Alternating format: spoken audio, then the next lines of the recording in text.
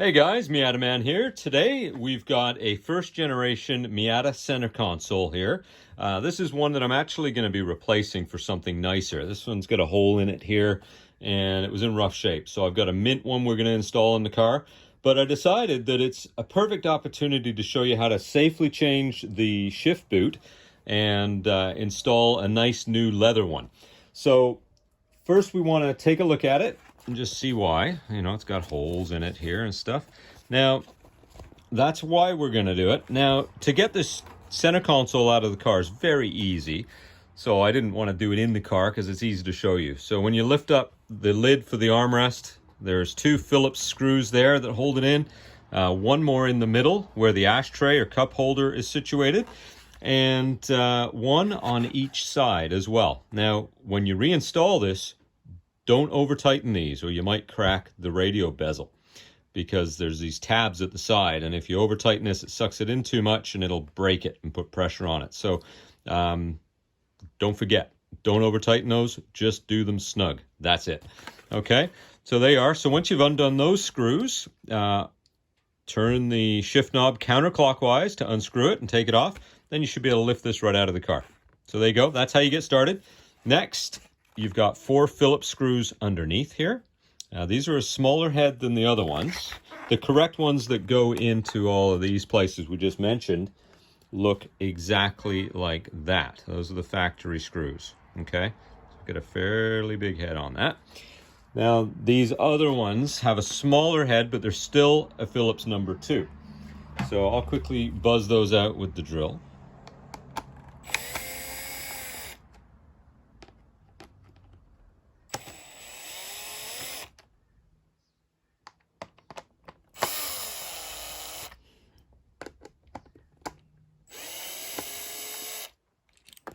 There we go. Now be careful not to lose these guys because they are very specific to this location. If you use a bigger screw, you'll break the tubes that this attaches to. Right here, you've got 4 of these little tubes that stick up off the bottom. If you break those off, this won't have anything to hold on to. So when you reinstall the new boot, make sure you just do these snug. So push down a little bit and then just snug the screws up to it.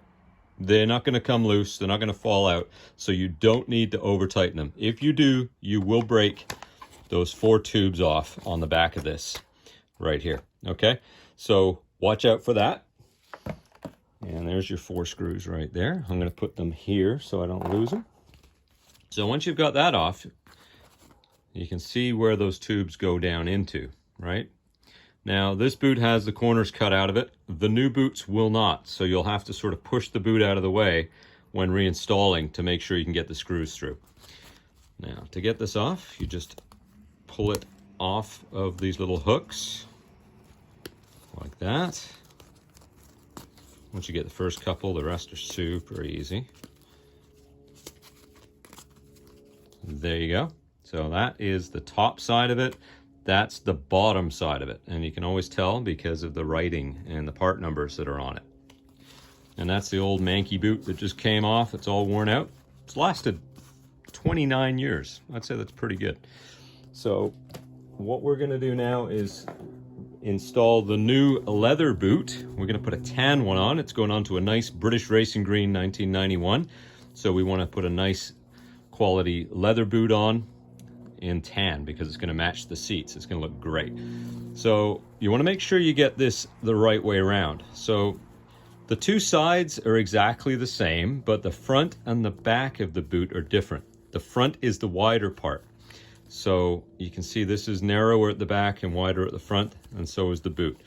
So we want to hook this on like that.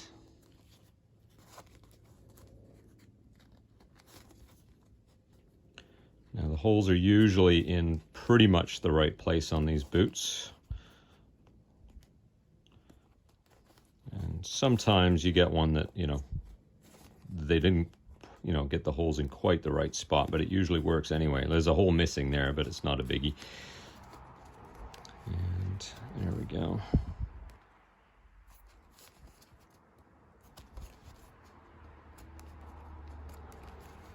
And last one. There we go. So that's how it looks once it's on the mount, on that retaining ring. Now, what I was mentioning about the tubes, now you can see this is covering the little holes, right? Right there. So when we install this onto the center console, we want to make sure to just sort of push this out of the way so we can get the screws in. So I'll show you how to do that right now. So we've got the center console, and we're going to get that situated right in there like that. And then we're going to start at the back.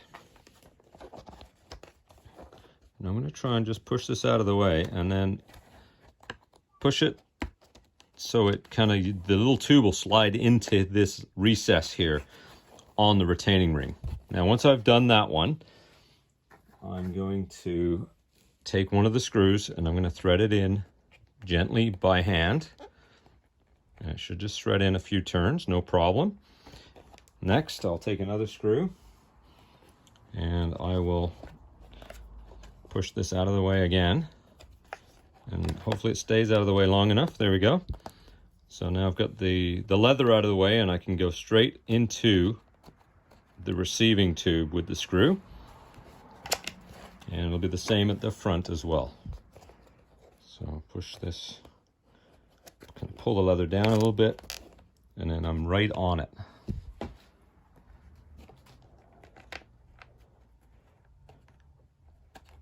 Go, one left.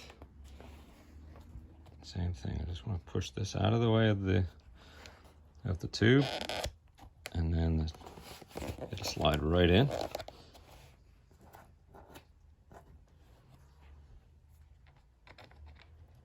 I'll thread that up with my fingers just like that. So now, looks great, right?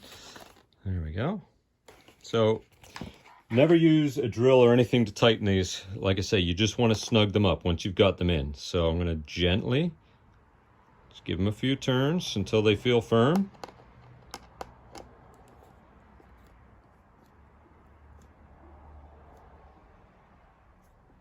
Being very gentle.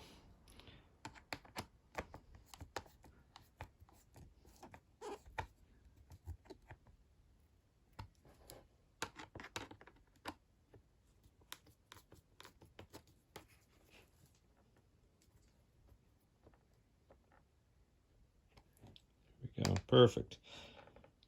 Okay, so that's going to hold. They won't come loose or vibrate out or anything. Like I say, you don't need to over tighten them. That is the key thing here. If you do, you will damage the back of the center console and rip those tubes right off. So once that's in, that's how it looks. It's ready to go back on the car, and you can do up the 5 screws here that hold this onto the car. So again, 2 in the back here where the glove compartment is, 1 in the middle right here, and then 1 on each side.